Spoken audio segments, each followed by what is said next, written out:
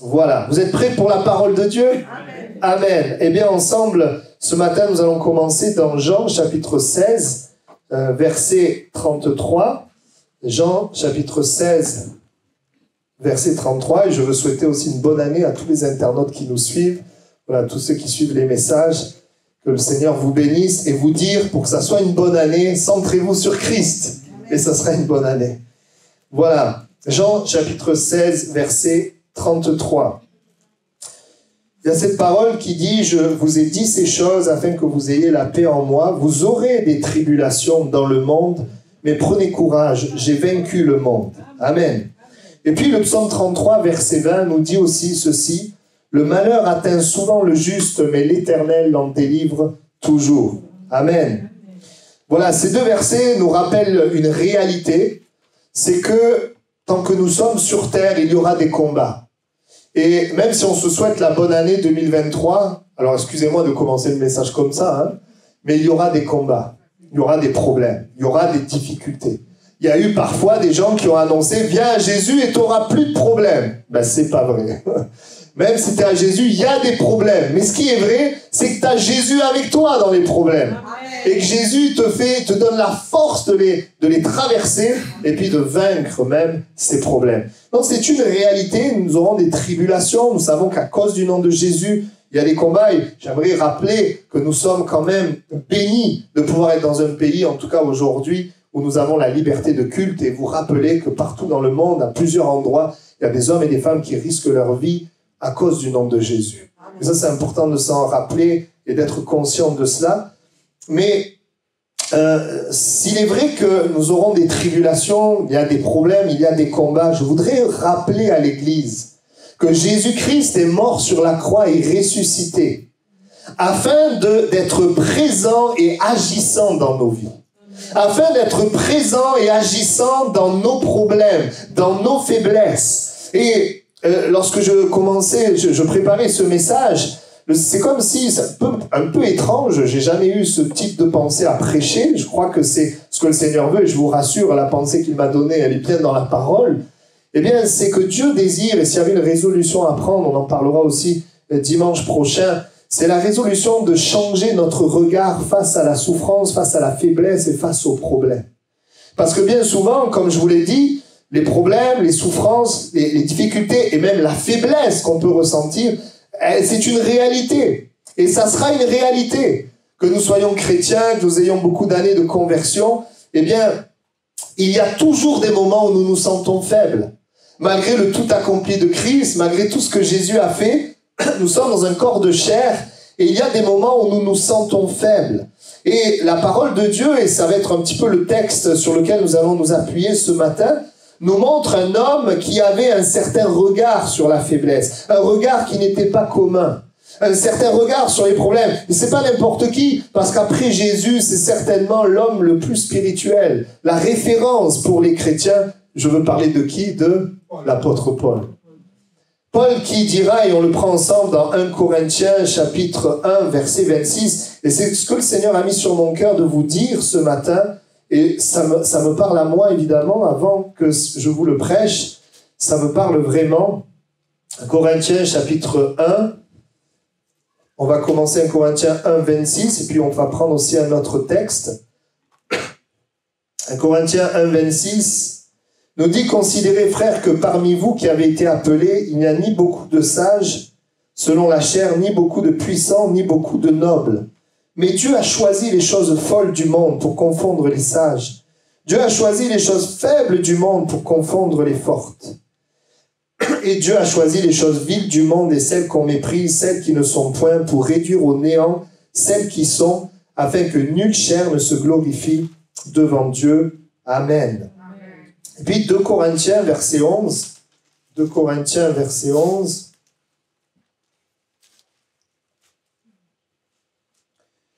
Corinthiens, verset 11, verset 24, ça c'est pour nous montrer que Paul a vécu des tribulations. J'ai reçu des Juifs 40 coups, moins 1, 3 fois j'ai été battu de verge, une fois j'ai été lapidé, 3 fois j'ai fait naufrage, j'ai passé un jour et une nuit dans l'abîme, fréquemment en voyage, j'ai été en péril sur les fleuves, en péril de la part des brigands, en péril de la part de ceux de ma nation, en péril de la part des païens, en péril dans les villes, en péril dans les déserts, en péril sur la mer, en péril parmi les faux frères. J'ai été dans le travail et dans la peine, exposé à de nombreuses veilles, à la faim et à la soif, à des jeûnes multipliés, au froid et à la nudité, et je m'arrête là. On voit Paul qui va traverser grand nombre de problèmes, de soucis, et puis il y a également, et c'est sur ce texte-là que je voudrais qu'on s'appuie ce matin, ce Paul qui a connu des problèmes, eh bien, il va dire ceci, donc dans 2 Corinthiens 12, verset, on va commencer au verset 9. Voilà, Dieu dit, ma grâce te suffit, car ma puissance s'accomplit dans la faiblesse. Je me glorifierai donc bien plus volontiers de mes faiblesses, afin que la puissance de Christ repose sur moi.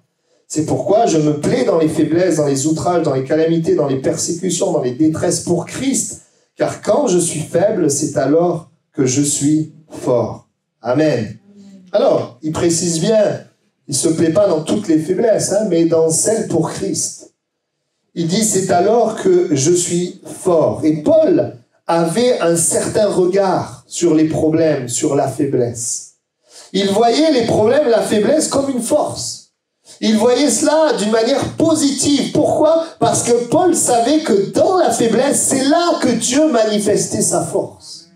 Et ce matin, j'ai à cœur de te dire, de la part de Dieu, peut-être que tu vois la faiblesse, tu vois les problèmes comme quelque chose uniquement de négatif. Et c'est normal. Qui va être là à se réjouir des problèmes? C'est pas moi en tout cas. Et quand il y a des problèmes, quand on se sent faible, quand on n'a pas de moyen de vaincre quelque chose, eh bien, ça amène évidemment toutes sortes d'émotions, de sentiments. Ça peut amener évidemment la tristesse, parce qu'on est triste, on est bloqué. Ça peut amener la révolte, la colère. Ça peut amener aussi le fait de se résigner, le fait d'abandonner, le fait de prendre du recul avec Dieu, de prendre du recul avec les choses de Dieu. Bref, nous pouvons avoir un regard très négatif de la faiblesse, mais Paul nous apprend quelque chose qui est finalement une clé. Pourquoi Paul, malgré toutes les faiblesses, toutes les difficultés qu'il a rencontrées, eh bien, a pu être cet homme de Dieu? Vous savez, parce que Paul a vu Dieu agir dans sa vie. Paul a vu Dieu agir comme peu l'ont vu.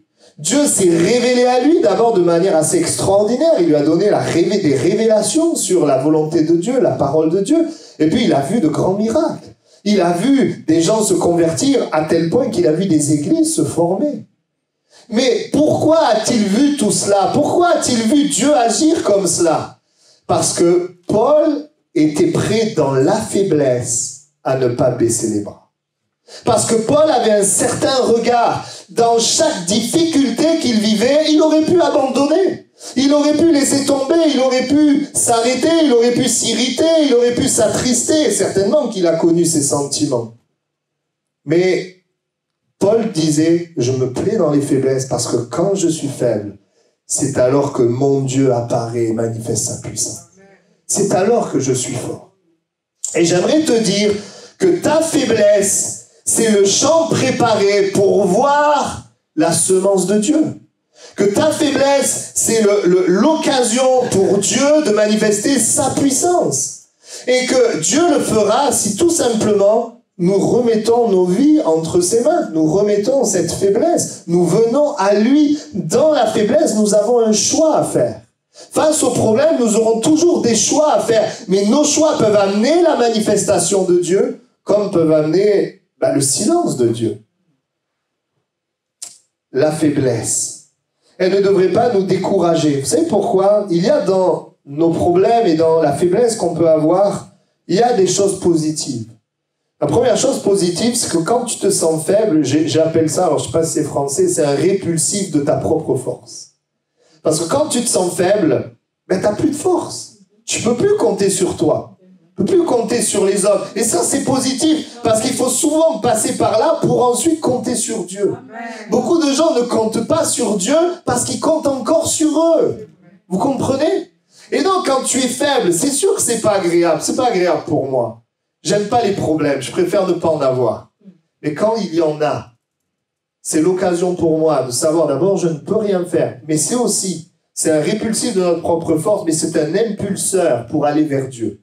Et c'est une possibilité pour nous de voir Dieu se manifester. Et s'il y a une résolution que tu peux prendre ce matin, c'est de dire, Seigneur, je veux changer mon regard face aux faiblesses, face aux problèmes, face aux difficultés. Plutôt que de voir seulement la faiblesse, seulement le problème, seulement la difficulté, eh bien, je veux voir au-delà de cela. Je veux voir ta gloire. Je veux voir ta puissance. Je veux voir ton amour à l'œuvre. Parce que Dieu nous aime et Dieu désire plus que nous aider. Moi, j'ai des enfants, quand ils ont des problèmes, je dis pas, écoute, désolé, j'ai autre chose à faire. Moi, quand mes enfants ont des problèmes, c'est mon problème. Quand un enfant de Dieu a un problème, c'est le problème de Dieu. Mais il voudrait, ô combien il voudrait que tu te reposes sur lui. Amen. Et c'est vrai, même si peut-être ça ne paraît pas, bien, nos faiblesses peuvent amener quelque chose de grand, de puissant, quelque chose de Dieu. La faiblesse peut autant amener le découragement, l'abandon, la colère, les peurs, ce que j'ai décrit tout à l'heure, comme elle peut amener Dieu à se manifester. Amen. Nous choisissons dans notre faiblesse soit de nous décourager, etc., soit de nous adresser à Dieu, soit de prier Dieu, soit de nous attendre à Dieu. Amen. Vous vous souvenez du peuple d'Israël dans le désert? C'est lorsqu'il a été amené dans une position de faiblesse que les choses ont commencé à mal tourner. Parce que dans le désert, c'était aride, c'était sec, c'était difficile. Ils étaient en Égypte esclaves, ils venaient de voir la puissance de Dieu se manifester par de grands miracles. Ils voient Dieu les sortir de l'Égypte, mais ils arrivent et Dieu permet qu'ils arrivent dans un moment où ils se sentent faibles. Sais-tu que dans la vie d'un chrétien, Dieu permet ces temps où nous nous sentons faibles? Mais pourquoi? La Bible dit qu'ils vont murmurer, ils vont se mettre en colère, ils vont s'attrister, ils vont douter. Et Dieu est patient, mais le problème, c'est qu'ils vont rester dans cette attitude-là. Et en restant dans cette attitude-là, eh bien, ils vont faire avorter le plan que Dieu avait pour eux. Qu'est-ce que Dieu voulait dans le désert? Simplement, je l'ai déjà dit, je ne vais pas m'étendre, mais tout simplement que le peuple d'Israël compte sur Dieu, s'appuie sur Dieu.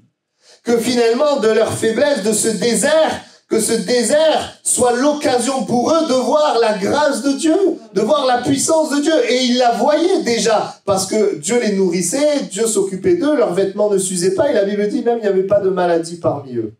Donc Dieu était déjà là, mais Dieu voulait qu'ils comptent sur lui, qu'ils s'appuient sur lui. Quand on se sent faible face à la souffrance, pas toujours évident, mais le Seigneur veut nous inviter à nous approcher de Dieu. J'aimerais vous parler de plusieurs exemples dans la Bible. D'abord, l'exemple de Salomon. Vous savez que Salomon, c'est le roi le plus sage de la terre. Il n'y en a pas eu avant et après de plus sage que lui. Cette sagesse, c'était une sagesse que Dieu lui avait donnée. Mais c'est intéressant de voir comment il en est arrivé là. Sais-tu comment la sagesse de Dieu s'est manifestée? Nous, on pense souvent que Dieu se manifeste, il n'y a rien à faire et puis ça se passe. Mais pas du tout. Quand vous regardez Salomon, comment ça se fait que Salomon est devenu sage? Eh bien, si on revient un petit peu en arrière, on se rend compte que c'est ce qu'il a demandé à Dieu. Salomon, il a demandé à Dieu la sagesse. Mais est-ce que tu sais pourquoi Salomon a demandé à Dieu la sagesse? Parce qu'il se sentait faible. Parce qu'il voyait son manque, il voyait son besoin. Et le texte dit, je vais vous le lire, « Éternel, tu as fait régner ton serviteur à la place de David, » on parle de lui, « à la place de David mon père, et moi je ne suis qu'un jeune homme, je n'ai point d'expérience.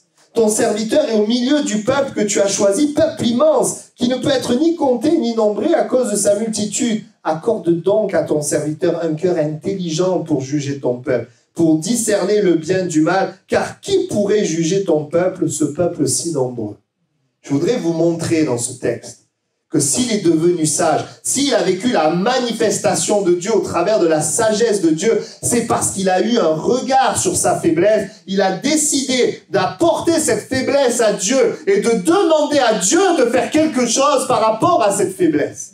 Est-ce que vous me suivez? Il se sentait faible, il n'est pas allé pleurer, il n'est pas allé se lamenter, il n'est pas allé loin de Dieu. Non, il a dit à Dieu, « Seigneur, j'ai besoin de toi. » Et Dieu lui a donné. Je voudrais te dire ceci, les plus grandes gloires, les plus grands cadeaux de Dieu ont pour origine une faiblesse qui est remise à Dieu. Où au départ, on est là, on voit le problème, on voit les combats, on voit la difficulté, et on dit, Seigneur, je m'attends à toi. C'est ça, prier, c'est parler à Dieu, demander à Dieu, compter sur Dieu, lui faire confiance. Amen. Et Paul disait, oui, quand je suis faible, c'est alors que je suis fort, parce qu'il avait compris cela. Quand je suis faible, je m'appuie sur Dieu. Je m'appuie sur lui. Et l'Écriture dit, oui, Paul a prié, il se sentait faible parfois. Il parlait aussi d'une écharpe dans la chair. Il dit qu'il a prié 3 fois, on pense à 3 moments particuliers. Il a vraiment prié et Dieu lui répond, ma grâce te suffit. Ma puissance s'accomplit dans la faiblesse. Paul aurait voulu, comme nous tous, comme moi j'aimerais être un chrétien qui se sent fort tout le temps. Est-ce que vous aimeriez pas ça? Mais la réalité, c'est que c'est pas forcément ça qu'on ressent. Ou alors vous êtes différent de moi. Moi, je me sens souvent faible. Mais je me sens faible humainement, mais je sais que Dieu puissant est avec moi. Le Dieu puissant est avec moi. Amen. Dieu a choisi aussi Gédéon. Vous connaissez son exemple. Gédéon qui a vaincu avec une poignée d'hommes toute une armée. Mais c'est intéressant de voir que Gédéon, il dira, mais avec quoi délivrerai-je Israël? Ma famille, c'est la plus pauvre en Manassé et je suis le plus petit dans la maison de mon père. Il se sentait faible, mais il a décidé de regarder à Dieu. Il a décidé, et il y a ce premier point, dont nous parlons à Dieu. C'est ça, avoir un regard différent sur notre faiblesse. Nous lui parlons, mais c'est aussi, Gédéon nous montre, c'est aussi, nous marchons selon ce que Dieu dit dans sa parole. Malgré ce que nous pouvons vivre, ressentir, eh bien, nous allons dans sa parole. Nous avons besoin de sa parole. La parole de Dieu, c'est une parole de vie, parole de sagesse. Et nous avançons selon sa parole. Et Gédéon a été cet homme utilisé par Dieu pour vaincre les Madianites. Nous avons aussi l'exemple de Moïse. C'est intéressant. Quand Moïse se sentait fort, il n'y a pas eu de miracle. Il n'y a pas eu la manifestation de Dieu. Vous vous souvenez, quand il a voulu libérer le peuple d'Israël, il est obligé de fuir, il est vaincu, la mission de Dieu échoue, et personne ne le suit. Ça, c'est ce qu'on voit. Mais quand Moïse se sent faible, quand Moïse a passé du temps dans le désert, et dit à Dieu, non mais moi, je ne sais pas parler. Avant, il savait parler, il a été élevé en Égypte. Mais là, il dira, je ne sais pas parler. Écoute-moi, quand il est faible, c'est là qu'il entend la voix de Dieu. La première fois, tu ne le vois pas entendre la voix de Dieu. Lisez le texte, vous verrez. Là, il entend la voix de Dieu. Là, il voit des miracles de Dieu. Là, il est rendu fort pour faire face à Pharaon. Il est vainqueur, il réussit la mission de Dieu et le peuple le suit. Amen. Mais avant ça, on se rend compte qu'il y a une faiblesse et que dans la faiblesse, il aurait pu dire, écoute, laisse-moi tranquille. Je ne sais pas parler. D'ailleurs, ça n'a pas trop plu à Dieu parce que Dieu comprend que nous nous sentions faibles humainement, mais il veut que nous nous appuyions sur lui. Et il aurait très bien pu dire, laisse-moi tranquille, je vais retourner dans le désert, et il aurait pu retourner dans le désert. Mais il décide d'avancer en s'appuyant sur Dieu. Et je voudrais te dire, en 2023, tu vas avoir des choses peut-être difficiles. Je ne te les souhaite pas, comme je l'ai dit, que Dieu te bénisse. Mais il y a des choses difficiles. À cause du nom de Jésus, parce que nous aimons Jésus, il y a des difficultés, à cause du péché, à cause du diable, des démons, toutes sortes de raisons. Il y a des moments difficiles. Il y a des moments où on se sent faible. Mais j'aimerais que tu aies un autre regard sur ta faiblesse. Le Seigneur voudrait que tu aies un autre regard et que tu saches que dans la faiblesse, c'est là que Dieu veut se manifester. Un autre regard, ne pas laisser finalement, parfois nous sommes face à la faiblesse comme si Dieu avait disparu, comme si Dieu n'était plus là. Mais Dieu est justement celui qui veut se glorifier dans ta faiblesse. Vous vous rappelez, Jaïbet, son nom veut dire douleur. Lui, le pauvre, il grandit, son identité, c'est la douleur. Son identité, c'est la faiblesse. Mais il va refuser cela. Il va invoquer le Dieu d'Israël. Il va dire, si tu me bénis, tu étends mes limites. Une petite seconde. Si ta main est avec moi, si tu me préserves du malheur, en sorte que je ne sois pas dans la souffrance. Et Dieu accorda ce qu'il avait demandé. Amen. Donc on voit qu'il a refusé que la faiblesse soit la finalité. Parfois, nous pouvons tomber dans le piège du fatalisme. On est fataliste, c'est comme ça. Voilà, je suis comme ça, je suis perdu, etc. Mais le Seigneur n'a pas changé. Je voudrais rappeler ceci. Il est mort à la croix, pas juste pour te sauver, pour t'amener au ciel. Il est mort à la croix pour te donner une vie de victoire, une vie abondante. Il est mort pour ça. Nous comprenons cela, c'est important, je le rappellerai tout à l'heure. Amen. Il y a aussi ce texte dans Josué, « Fortifie-toi, prends courage. C'est toi, et Dieu parle à Josué, c'est toi qui mettras ce peuple en possession du pays que j'ai juré à leur père de leur donner. » Et puis il va y avoir ce texte qu'on connaît, que ce livre de la loi ne s'éloigne point de ta bouche, médite-le jour et nuit pour agir fidèlement selon tout ce qui est écrit dans la loi. Et c'est alors que tu auras du succès dans tes entreprises, c'est alors que tu réussiras. C'est intéressant parce que Dieu promet une réussite en tout. Vous savez que Dieu veut qu'on réussisse? Alors, il ne veut pas forcément que tu réussisses dans quelque chose qui est mauvais, hein. Mais il veut qu'on réussisse. Et on voit qu'avant la réussite, il y a la méditation de la parole et l'action selon la parole. Ça, c'est une clé. Je veux réussir, alors il dit médite la parole, c'est-à-dire aime la parole, réfléchis sur la parole, écoute, sois attentif à la parole et mets-la en pratique. Mais voyez, avant ça, avant de méditer, avant d'agir selon la parole, et ça c'est le contexte qui nous le montre, voyez, quand Dieu parle à Josué, là, à ce moment-là, Josué est dans un état de faiblesse. Vous savez pourquoi? Parce que Moïse vient de mourir. Le grand leader, le grand patron, le grand chef, celui sur qui on peut s'appuyer, se reposer, il est mort. Et moi, Josué, je dois prendre la suite. Il est dans un état de faiblesse, vous comprenez? Mais Dieu lui dit quoi? C'est intéressant ça.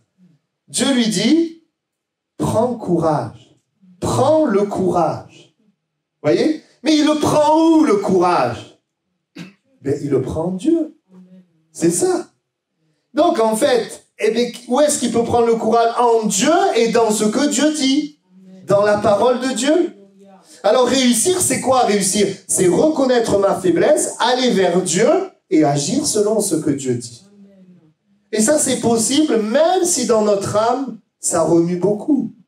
C'est pas parce que notre âme remue que nous devons nous identifier à notre âme. Nous pouvons avoir l'âme qui remue, venir à Dieu, et la Bible dit que le Saint-Esprit travaille et peut même changer ce qui est là dans notre âme. Parce que toutes ces personnes que nous lisons, Moïse, Josué, Gédéon, vous croyez qu'ils n'ont pas senti la peur? Mais bien sûr que si. Ils ont senti la peur. Peut-être, j'en sais rien, la colère, je sais pas, ils ont pu sentir toutes sortes de choses. Mais ils n'ont pas laissé ces choses-là les diriger. Pourquoi c'est important d'avoir un autre regard sur la faiblesse, d'avoir confiance en Dieu plutôt que de nous décourager? Eh bien, parce que nous permettons à Dieu d'agir.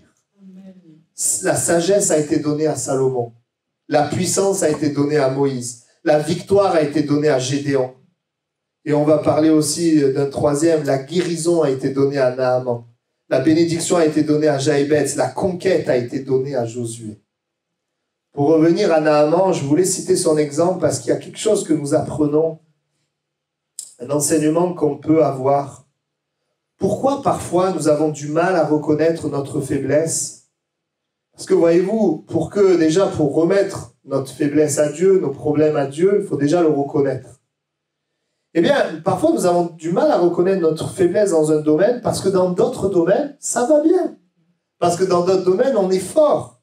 Et c'est l'exemple de Naaman. Et parfois, les domaines qui vont bien viennent masquer le domaine qui ne va pas. Les choses qui vont bien masquent finalement ce qui ne va pas. Et l'exemple de Naaman est très parlant. Pourquoi? Parce que Naaman, il y a plein de choses qui vont bien. L'Écriture dit, dans 2 Rois 5, 1, 4, écoutez, Naaman, chef de l'armée du roi de Syrie. Déjà, il a une position. Pas tout le monde a une position. Chef de l'armée du roi de Syrie. Deuxièmement, jouissait de la faveur de son maître. Attends, c'est merveilleux quand tu as des gens au-dessus de toi, ils te sont favorables. Amen. C'est pas facile quand tu travailles dans un milieu du travail où les gens ils sont contre toi. Hein. Et quand les gens sont avec toi, c'est formidable. Il jouissait de la faveur de son maître et d'une grande considération. En plus, il a une certaine position. Il est admiré, en tout cas, il est considéré. Et regardez, quatrièmement, car c'était par lui que l'Éternel avait délivré les Syriens. Il a remporté des victoires. Il a été à la tête d'une armée et il a gagné. Il a eu des victoires. Ça, c'est que des points positifs, hein. Mais cet homme fort et vaillant était lépreux. Mais il avait un problème. Il avait une faiblesse. Et face à sa lèpre, il aurait pu essayer de masquer son problème et dire « Mais moi, je suis le chef de l'armée de l'Éternel. Moi, j'ai remporté des victoires. Moi, tout le monde m'aime. Tout le monde est avec moi. » Et oui, mais t'es lépreux. Et nous pouvons avoir toutes sortes de choses formidables, mais avoir une faiblesse, avoir un problème. Et ce qui est merveilleux chez Naaman, c'est qu'il y a une petite servante qui lui a dit « Mais voilà, si tu étais au contact du prophète, tu pourrais être guéri. » Il aurait pu, face à la petite servante, dire « Mais toi, mais qui tu es, toi ? Mais qu'est-ce que tu viens me parler? Tu sais qui je suis, moi ?» Il aurait pu masquer, finalement. Mais il dit « Non, mais c'est vrai que j'ai un problème. C'est vrai qu'il y a besoin de quelque chose. » Et je voudrais vous dire, bien-aimés, si plein de domaines vont bien, rends grâce à Dieu, mais pour le domaine qui ne va pas, ne le masque pas. Apporte-le à Dieu. Parce que Dieu veut se manifester. Amen. Et Naaman, vous connaissez l'histoire, il va écouter, il va avoir quelques difficultés, mais il va écouter et il va être guéri. Amen. Il va être guéri, mais pourquoi? Parce qu'il reconnaît sa faiblesse. Et parce qu'il va vers Dieu avec sa faiblesse. Et quand on reconnaît la faiblesse et qu'on va vers Dieu, Dieu peut agir. Parfois, et je vois ça, je le vois tellement, on a nos faiblesses, mais on ne va pas à Dieu. On ne croit pas vraiment que Dieu peut faire quelque chose. On est prisonnier dans nos raisonnements, dans nos pensées. Mais bien aimé, Jésus est vivant. Jésus est présent par son esprit. Il agit. C'est pour ça qu'on donne des témoignages. Moi, si c'était juste faire du blabla, je ne serais pas là. J'étais professeur des écoles, on enseignait les enfants, c'était formidable. Mais c'est encore plus formidable d'apporter la parole de Dieu. C'est pas comparable. Et de voir Dieu confirmer sa parole. Si nous sommes là, c'est parce que Dieu est réel. C'est parce que Dieu est vivant, c'est parce que Dieu est vrai. Change de regard sur les faiblesses qui t'arrivent en 2023. Que ce ne soit pas un sujet de découragement, mais une occasion de voir Dieu. Changer de regard. Et, alors j'avais prévu un message, mais je me rends compte que le temps passe, je vais aller vite. Voyez, j'avais prévu de vous dire ceci, l'Écriture nous parle de la faiblesse et elle nous parle souvent, nous pensons à nos faiblesses à nous. Et nous nous sentons faibles, c'est vrai. Mais, et si c'est vrai que le Seigneur veut changer ton regard sur ta propre faiblesse, j'ai à cœur aussi de vous dire que nous sommes entourés de gens qui sont dans la faiblesse. Nous sommes entourés de gens qui vivent des choses difficiles. Et que là aussi, Dieu veut changer notre regard sur comment nous regardons les gens dans leur faiblesse. Qu'est-ce que les gens font souvent quand ils voient quelqu'un de faible, quel que soit le niveau? Faible dans le sens peut-être qu'il a péché, qu'il a fait quelque chose de mauvais, ou faible dans un domaine de sa vie, par exemple il est tout le temps malade, ou il a tel problème familial, ou ses enfants ne sont pas au Seigneur, toutes sortes de faiblesses. On voit cela autour de nous. Oui ou non? Oui. Qu'est-ce que Dieu veut dans ça? Vous savez, on pourrait très bien, c'est ce que l'ennemi voudrait, on pourrait juger les gens. Dans le monde, ils font ça. Dès que tu as une faiblesse, ils t'enfoncent. Alors, je ne dis pas que tout le monde fait ça, mais la mentalité, c'est le plus fort écrase le faible. La faiblesse, et c'est vrai qu'on voit cela, on peut juger, on peut critiquer, on peut être indifférent aussi. Enfin, il y a toutes sortes de réactions que nous pouvons avoir face à ce que nous voyons autour de nous. Exclure, on peut se détourner. Mais qu'est-ce que le Seigneur veut? Regardez, Acte 20, 35. Je vous ai montré, de toute manière, que c'est en travaillant ainsi, il faut soutenir les faibles. Et se rappeler les paroles du Seigneur qui a dit, il y a plus de bonheur à donner qu'à recevoir. Dieu veut changer ton regard. Quand tu vois quelqu'un de faible, une faiblesse, un problème, Dieu veut se servir de toi pour soutenir. Dieu veut se servir de toi pour donner. Dieu veut se servir de toi pour aimer. Voyez, les faiblesses des gens, c'est l'occasion pour vous de prier. C'est l'occasion pour vous de parler de Jésus. Mais avant de parler de Jésus, c'est l'occasion pour vous d'aimer. De manifester l'amour par des actes pratiques. Pour vous et pour moi, bien sûr. Soutenir, aimer. Autrement dit, utiliser la force de Dieu en moi aussi pour les gens qui sont autour de moi. Quand Jésus a pointé du doigt notre problème, notre péché, notre faiblesse, c'était pour nous aider en donnant sa vie sur la croix. Jésus n'a jamais montré le péché pour condamner. On a essayé de dire à Jésus, voici cette femme, elle a fait ça, la loi dit ça et toi, tu condamnes. Jésus ne la condamne pas. Vous savez pourquoi? Parce que Jésus allait mourir pour qu'elle soit sauvée. Et je voudrais vous dire ceci, face à la faiblesse humaine, Jésus est mort et ressuscité. Pour que la faiblesse soit changée en force. Pour que Dieu puisse pardonner, Dieu puisse guérir, Dieu puisse transformer. Et c'est le message que nous portons. Et Dieu désire aussi changer notre mentalité. Quand nous voyons la faiblesse autour de nous, où nous pouvons vite juger, on a tous des gens difficiles, on connaît tous des gens difficiles.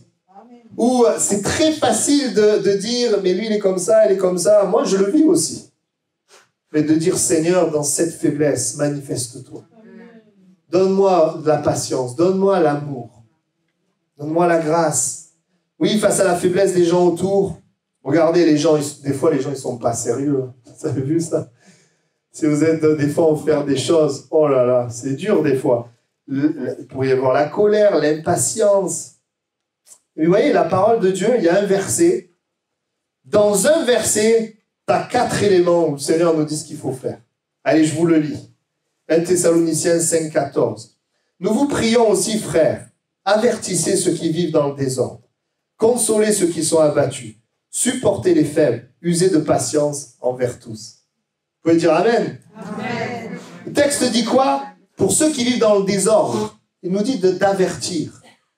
Parce que quand quelqu'un va se prendre un mur, l'amour, c'est de lui dire, tu vas te prendre un mur. L'amour, c'est pas de je dis rien, et puis il verra bien, quoi. Non, Dieu nous dit d'avertir, mais pas d'avertir. Vous voyez, des fois on avertit, attention, il faut aimer aussi les gens. Avertir avec douceur. Mais avertir quand même ceux qui vivent dans le désordre. Pourquoi? Parce que le désordre amène le malheur, la souffrance. C'est l'amour qui nous amène à avertir, mais aussi consoler ceux qui sont abattus. Dieu dit quand quelqu'un est abattu, c'est vrai que peut-être humainement, qu'est-ce qu'on peut faire? Mais on peut être à côté de la personne. On peut être là. On peut se soucier. On peut écouter. On peut consoler. Alors non pas nous, mais Dieu au travers de nous. Il veut se servir de nous. Et puis il dit supporter les faibles. Parce que des fois, il faut supporter. Parce que des fois, il y a des traits de caractère qui sont pénibles pour la personne et pour tous les gens qui sont autour. Oui, amen. Et oui, il y a des traits de caractère qui sont pénibles. Et qu'est-ce que le Seigneur nous dit? De supporter. En attendant que Dieu fasse quelque chose, parce qu'il faut aussi que les gens ils le veuillent. Donc, qu'est-ce que Dieu nous demande? Il ne nous demande pas de les enterrer. Hein. Il nous demande de supporter et d'aimer. Alors, pour moi, pasteur, je sais ce que ça veut dire. Parce que dans l'église, on a de tout. Voilà, il y a du très bon, très bien, mais c'est vrai qu'il y a parfois moi, je vois des fois des attitudes, je dis, Seigneur, mais comment va-t-elle comprendre que le Seigneur veut agir là? On a besoin de Dieu. Mais Dieu nous dit d'aimer, de supporter. Amen. Parce que des fois, vous savez, les gens ne font pas exprès. Des fois, on voudrait, mais on n'y arrive pas. On aimerait, mais on ne sait pas comment faire. On a besoin de Dieu. On a besoin de Dieu. On sait tout ce que c'est. Tu dis les choses, voilà, Dieu dit ça, ça, ça. On entend, on dit, on prie. Et ça ne se passe pas. Parce qu'il faut la révélation. Supporter. Puis l'Écriture dit, user de patience envers tous. Amen. Que tu puisses avoir un autre regard de la faiblesse autour de toi. Et que tu puisses dire, Seigneur, eh bien, je veux aimer. Aussi, pardonner. Pardonner. Afin de te garder toi-même et de garder ton cœur. Afin de ne pas ouvrir la porte au diable. Parce que si on ne pardonne pas, vous savez, on va vite critiquer, mal penser, et ça va nous détruire nous-mêmes. Remettre les choses à Dieu. Face à la faiblesse des gens autour, qu'est-ce qu'on voit aussi? Certains écrasent, dominent, contrôlent et manipulent. Quand on voit quelqu'un de faible, dit super, lui, je vais pouvoir l'avoir. Ça, c'est notre monde. Mais dans le royaume de Dieu, ce n'est pas du tout cette mentalité-là. si le Seigneur nous permet d'avoir une position, de comprendre les choses, ce n'est pas pour manipuler, pour contrôler, mais c'est au contraire pour pouvoir aider la personne. Avoir compassion, servir. Est-ce que vous ne pensez pas à Jésus avec ses disciples? Jésus, celui qui comprenait tout, il saisissait tout. Mais il était capable de laver les pieds de ses disciples. Amen. Il les a jamais écrasés. Dans leurs faiblesses, dans leurs erreurs, Jésus ne les a pas écrasés. Jésus les a repris. Jésus a corrigé des choses. Il ne les a jamais condamnés, écrasés, manipulés ou dominés. Amen. Que le Seigneur vous aide, parce que c'est ce que nous voyons dans le monde.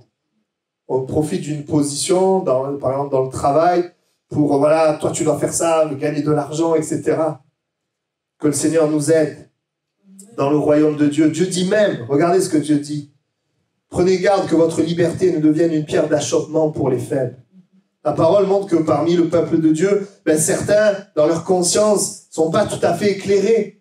Et Dieu nous dit de ne pas choquer ces personnes-là, mais de chercher dans notre attitude, nos paroles, ce que nous faisons, à ne choquer personne, mais à chercher au contraire à être une bénédiction pour tout le monde. Amen. Quand quelqu'un est faible et qu'on l'exploite, finalement, on l'affaiblit encore plus. Bien sûr, si nous sommes chrétiens, on doit être loin de ces pensées-là. Mais vous savez, le gain personnel, l'intérêt personnel, parfois peut venir dominer, peut venir prendre la place, finalement, d'aider quelqu'un qui est dans la faiblesse. Que le Seigneur change et nous donne ce regard-là pour aider, pour bénir. La Bible dit de ne médire de personne, d'être pacifique. Pacifique, ça veut dire avoir de la douceur, délicat, modéré. Le texte dit plein de douceur envers tous les hommes. La Bible dit aimez-vous les uns les autres comme je vous ai aimé. On peut aimer en priant, en disant du bien et en faisant du bien. D'ailleurs, c'est ce que Dieu nous dit de faire envers nos ennemis. Il dit de prier pour nos ennemis, de dire du bien et de faire du bien. Et puis, c'est quoi aussi aimer les faibles et le regard qu'on doit avoir sur la faiblesse des gens autour de nous? Eh bien, c'est de pouvoir apporter Christ et la parole de Dieu, qui est pour les faibles le moyen, qui est le moyen pour les gens de sortir de leur faiblesse. Qui est pour eux le moyen de voir Dieu se manifester dans leur faiblesse. C'est pour ça que la Bible nous dit de prêcher la parole, d'insister en toute occasion. Amen. Nous sommes, acte 1:8, des témoins de ce que Jésus a fait dans nos vies. Et nous voulons le faire connaître. Amen. Voilà, je vais sauter le 3e point et je vais passer directement au 4e point qui va un petit peu dans le même sens, mais j'ai voulu le préciser aussi. Nous devons changer de regard sur la faiblesse des membres de nos familles. Vous savez, s'il y a un endroit où nous voyons la faiblesse, c'est dans nos familles. Parce que dans la famille, tu connais les gens. Quand tu es en dehors de la famille, même à l'église ou dans le travail, bon, tu les connais quand même parce que tu les côtoies. Mais dans la famille, tu les connais vraiment. Vous pouvez dire amen. C'est une réalité. Et donc, s'il y a un endroit où tu vois bien les faiblesses des autres, c'est dans ta famille. Oui ou non? Et le Seigneur aussi désire que dans nos familles, eh bien, nous puissions, je dirais, avoir une certaine direction face aux faiblesses des membres de nos familles. Qu'est-ce qu'on voit dans notre monde? On voit le contrôle. Certains qui veulent contrôler. On voit le rejet. C'est comme ça, on se sépare, c'est terminé. On voit le jugement. On voit l'abandon. On voit les conflits. Ça, c'est ce que nous voyons. Et c'est vrai que quand nous sommes dans, évidemment, une famille, il y a la faiblesse des gens, mais la faiblesse des gens nous ramène aussi à nos propres faiblesses. Parce que quand tu vis avec des gens, tu vis avec des personnes, eh bien, il y a certains dysfonctionnements dans tes relations humaines qui vont montrer un dysfonctionnement chez toi. Parce que si tu dysfonctionnes avec une personne, c'est peut-être son problème. Mais si tu dysfonctionnes avec 10 personnes, c'est que tu as un problème. Et ça, c'est important de réaliser. Parfois, on est là tout le temps victime. C'est jamais moi. Mais c'est pas comme ça qu'on peut avancer. Alors, parfois, c'est vrai qu'on n'est pas responsable. Mais c'est vrai que c'est aussi... La famille, c'est comme une lumière sur nous-mêmes, qui nous montre ce que nous sommes, qui nous montre ce que nous avons besoin de changer. Encore une fois, la pensée de Dieu n'est pas de nous accuser, nous condamner, nous culpabiliser, mais c'est de nous amener à refléter Jésus-Christ, nous transformer et d'apporter ce que nous voyons à Jésus, le soumettre à lui, pour que nous puissions être changés et transformés. Amen. Et parfois, il est vrai aussi, les problèmes, là je sens un peu de sujet, mais toujours dans la famille, les problèmes de nos familles, des gens qui sont autour de nous, sont nos problèmes. Parce qu'il y a l'amour. Alors bien sûr, quand le diable a détruit, l'amour a pris un coup, mais de manière normale, il doit y avoir l'amour dans la famille. Et nous avons tellement aussi besoin de réaliser que nous sommes, en tant qu'enfants de Dieu, les instruments pour que nos familles puissent changer. Les membres de nos familles qui ne sont pas au Seigneur, comment vont-ils changer? Nous avons besoin nous-mêmes de venir à Dieu. Vous vous rappelez de Jairus? Jairus, il est venu à Jésus pour un membre de sa famille. Il est venu à Jésus parce que sa fille, elle est malade. Vous voyez, la fille, elle ne pouvait pas venir à Jésus, mais lui, il est venu pour elle. Et quand Jairus vient à Jésus pour sa fille, eh bien, il va vivre pas mal de choses. Vous voyez, à partir d'une faiblesse de la famille, il vient à Jésus, il va avoir beaucoup de richesses.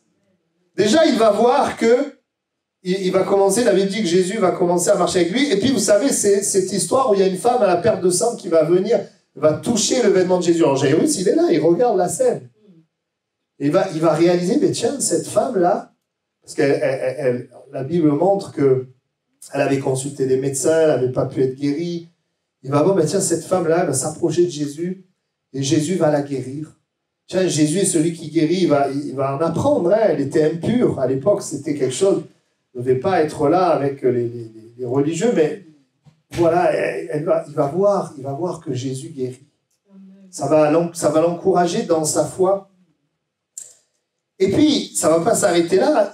Il y a quelqu'un qui vient lui dire, et ça, c'est ce qui nous arrive aussi souvent, quelqu'un vient lui dire, écoute, n'importune plus le maître, ta fille, elle est morte. Et des fois, on est là, on prie pour nos familles, puis il y a quelqu'un qui nous dit, non, mais là, ton fils, ta fille, ta mère, ton père, c'est pire qu'avant. Ça ne va pas. Et là, à ce moment-là, Jésus donne une parole. Et là, Jairus expérimente autre chose encore. Parce qu'il a apporté la faiblesse à Dieu, il va expérimenter quelque chose, il va expérimenter le fait de s'appuyer sur la parole de Jésus pour vivre le miracle. Amen. Jésus va lui dire, ne crains pas, crois seulement. Alléluia. Donc, qu'est-ce qu'il fait? Lui, au début, il est venu pour sa fille, il pensait que Jésus allait arriver près de sa fille et l'affaire était réglée. Moi, j'aurais pensé comme ça. Mais il va avoir beaucoup de richesses. Il va voir d'abord cette femme être guérie, puis ensuite, il va recevoir une parole de Jésus, il va s'appuyer sur cette parole, et puis Jésus va aller vers lui, avec lui, vers sa fille. Et puis, vous savez ce qui va se passer. Alors, c'est vrai qu'elle est morte, mais Jésus va la ressusciter. Le Seigneur va intervenir. Amen.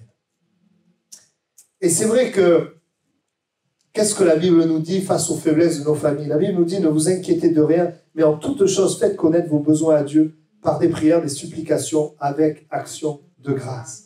Faiblesse dans nos familles, c'est l'occasion que Dieu prenne la place. Amen. Que ce soit dans les couples, que ce soit pour les enfants, que ce soit les membres de nos familles incroyants, eh bien, voyons la faiblesse d'un autre regard. Disons, Seigneur, je te l'apporte. Et je crois que tu t'en occupes. On va incliner nos têtes quelques instants.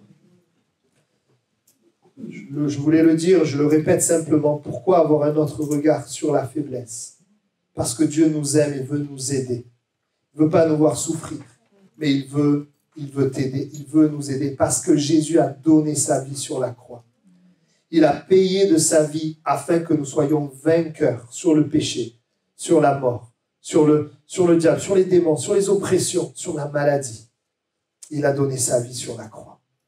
Et il désire aujourd'hui, dans cette année qui vient, cette année nouvelle, te donner un autre regard des problèmes, des faiblesses, te rappeler qu'il est là, qu'il est avec toi et qu'il est le Dieu tout-puissant. Il veut se glorifier dans tout ce que tu peux vivre, traverser. Il sera avec toi. Et même si, il est vrai, il y a parfois un temps où c'est difficile, eh bien, sa présence, elle va te donner de la force pour traverser. Nous, on voudrait sortir souvent. Et c'est vrai que c'est le Dieu qui nous fait sortir. Je le prêche, je le crois. Mais c'est aussi le Dieu qui nous donne la force de traverser. Alors, si tu ne sors pas tout de suite, sache que Dieu veut te donner la force de traverser. Et puis Dieu te donnera aussi le moyen d'en sortir. Amen. Changer de regard sur la faiblesse. C'est ne pas considérer la faiblesse comme une finalité, mais comme le champ, le terrain où la puissance de Dieu va se manifester. J'aimerais rappeler ceci, on va prier. Le péché rendait normal et légal la destruction et l'esclavage et la faiblesse dans nos vies. Mais l'œuvre de Christ rend normal et légal l'héritage, la liberté, l'autorité et la force dans nos vies. C'est d'une manière légale que nous pouvons dire « Seigneur, manifeste ta puissance » parce que Jésus en a payé le prix. Alors nous ne voulons pas vivre dans l'illégalité et laisser le diable nous détruire alors que Jésus a tout fait pour que nous puissions réussir. Nous ne voulons pas laisser l'incrédulité, le doute nous couper de ce que Dieu a pour nous. C'est pour ça qu'à un moment donné, Paul, il dira, il faut que vous ayez un autre regard sur les choses. Il dit qu'il illumine les yeux de votre cœur afin que vous connaissiez la gloire de son héritage, l'infinie grandeur de sa puissance. Alléluia. Que nos yeux puissent voir. Que nos yeux puissent voir Dieu dans nos faiblesses. Et si c'est ton désir ce matin et peut-être tu démarres l'année et les problèmes, ils sont quand même là, les combats, ils sont là. Mais tu désires dire, Seigneur, je décide dans ma faiblesse de voir Dieu, de prier Dieu, de m'attendre à Dieu. Sans ça, je ne peux rien faire pour toi. Dieu ne peut rien faire pour toi. Sans la foi, il n'y a pas de possibilité. Mais si tu dis, Seigneur, je te fais confiance, je crois que tu es vraiment mort à la croix pour moi, tu as donné ta vie, je te fais confiance, je veux avoir un autre regard sur la faiblesse. Je veux voir, Seigneur, je veux te voir au milieu du feu, au milieu de mes faiblesses, comme ces hommes qui ont vu vraiment l'ange de l'Éternel, Jésus, dans le feu. Seigneur, je veux te voir. Eh bien, c'est ton désir. Eh bien, simplement, tu peux lever la main là où tu es, avoir un autre regard sur les problèmes, les épreuves, sur la faiblesse. Amen. Amen. Eh bien, nous allons prier. Et nous allons dire, Seigneur, nos combats, ça ne sera pas la finalité qui amènera la tristesse, le découragement. Non, ça ne sera pas la finalité. Mais la faiblesse, c'est là où nous laisserons la place à Dieu. Et cette place à Dieu amènera la joie de la foi, le courage et la force, la manifestation de Dieu. Amen. Nous décidons d'une manière pratique maintenant. Qu'est-ce que ça veut dire? Ça veut dire quoi, changer mon regard d'une manière pratique? Ça veut dire décider de parler à Dieu de nos problèmes, de nos faiblesses, de nous attendre à lui. Ça veut dire décider d'aller chercher dans la Bible ce qu'il dit par rapport aux problèmes et d'agir selon ce qu'il dit. Décider de venir le dimanche au culte en disant « Seigneur, parle-moi, je veux t'écouter. » Amen. Prions le Seigneur ensemble. Voulons te remercier, Jésus, parce que tu es la vie. Et parce que, Seigneur, tu es vivant et ressuscité. Seigneur, nous sommes sur cette terre avec un lot de combats, de difficultés, de faiblesses. Seigneur, nous ne pouvons pas changer cela, mais nous pouvons changer notre regard sur la faiblesse. Nous pouvons changer notre regard sur les épreuves, les difficultés, en décidant simplement de compter sur toi, de regarder à toi, de nous attendre à toi, de persévérer dans le fait de nous attendre à toi. Seigneur, ce matin, nous décidons de voir la faiblesse d'une manière positive plutôt que négative. Parce que tu es là. Parce que c'est toi qui as le dernier mot. Et nous voulons proclamer que dans nos faiblesses, tu manifestes ton amour et ta puissance. Parce que tu es un bon Père. Tu dis que si on demande du pain, tu ne nous donnes pas une pierre. Tu dis, Seigneur, si nous demandons quelque chose, alors tu nous le donnes. Seigneur, nous voulons saisir ce secret que Paul avait compris, que c'est quand je suis faible, c'est alors que je suis fort. Et à cause de ça, à cause de toi, il pouvait dire, je me plais dans les faiblesses. Parce qu'il savait que c'est toi qui avais le dernier mot. Seigneur, je proclame ce matin et je prie aussi pour mes bien-aimés qui traversent des moments difficiles, qui sont faibles face à des situations. Seigneur, nous comptons sur toi. Et nous proclamons ta force dans cette situation, mais aussi ta gloire et ton action pour changer les choses. Au nom de Jésus. Amen. Amen. On reste juste dans la prière quelques instants. J'ai à cœur de prier. S'il y a peut-être des personnes qui justement sont là dans des combats et qui ont peut-être besoin et sentent le besoin qu'on prie avec eux. Si tu es là dans des combats, dans des difficultés, Jésus est là ce matin. Il est présent. Sherazade nous disait que Dieu a commencé à agir. On se réjouit pour elle. Dieu va continuer. C'est un Dieu d'aujourd'hui et il veut continuer d'agir. S'il y a des personnes, tu as besoin de la grâce de Dieu, tu as compris le message, tu vas changer ta manière de voir le problème, compter sur Dieu. Et tu as besoin que quelque chose se passe. Il est le Dieu du miracle, il est le Dieu tout-puissant. Tu peux aussi tout simplement t'approcher sur le devant si tu as besoin. Je vais inviter Mathias, Néhémie à venir pour nous conduire dans un chant. Et si tu as ce besoin-là, nous l'Église, comme on l'a dit, on va l'appliquer déjà ce matin. Face au combat des autres, on veut prier pour les autres. On veut bénir les autres, on veut soutenir les autres. Donc, si quelqu'un est là et a besoin, et sent besoin qu'on prie avec lui, eh bien, tu peux simplement t'approcher sur le devant pendant qu'on joue un morceau. Est-ce que l'Église qui est là, est-ce que vous pouvez bénir les gens qui s'approchent devant? Vous pouvez prier pour eux. Votre prière fait une différence. Amen. Gloire à Dieu. Voilà, on veut prendre le temps de prier parce que nous croyons vraiment que le Seigneur nous écoute et il nous répond. Amen. Voilà, le Seigneur agit, mais nous avons notre part à faire. Vous voyez, je vous le dis, il n'agit pas tout seul. Bien sûr, il peut agir tout seul. Dieu est souverain, il fait ce qu'il veut. Mais il y a des principes. Il agit, mais notre part est de croire et de continuer de croire. Et pour cela, on a besoin de nous nourrir de la parole de Dieu. Nourrir de ce que le Seigneur dit, et pas juste pour remplir notre intellect, pour connaître des choses, mais pour les croire dans notre cœur. Parce que ce que Dieu dit est vrai. Vous voyez, on chante « Dieu te bénit ». Mais moi, quand je le chante, je dis « Seigneur, c'est une parole prophétique pour nous. Dieu nous bénit ». Et c'est quoi le point d'appui? C'est que la Bible dit qu'il a été maudit afin de nous bénir. C'est la croix. À cause de la croix, c'est légal, c'est logique que nous soyons bénis. Vous voyez? Mais pourquoi on ne l'est pas dans la pratique? Parce que nous laissons d'autres pensées, d'autres choses entrer. Nous ouvrons des accès. Et c'est à cause de ça. C'est pour ça qu'on a besoin, avec la grâce de Dieu, de laisser la parole prendre la place des raisonnements qui ne sont pas dans sa parole. Ne pas laisser nos sentiments nous éloigner de cette parole. Et le Seigneur, il nous bénit. Amen. Et dans nos faiblesses, dans nos combats, dans nos luttes, quand ça ne va pas, eh bien on vient à lui et on est rayonnant de joie. Amen. Voilà, je vous souhaite à tous en tout cas une très bonne année 2023. On va continuer dimanche prochain, on va en parler certainement de ce que le Seigneur veut faire cette année, mais on verra Dieu voulant. Mais en tout cas, bonne année, puis bonne journée aussi. On se retrouve aussi jeudi, voilà, à 20h. Que le Seigneur vous bénisse, vous accompagne.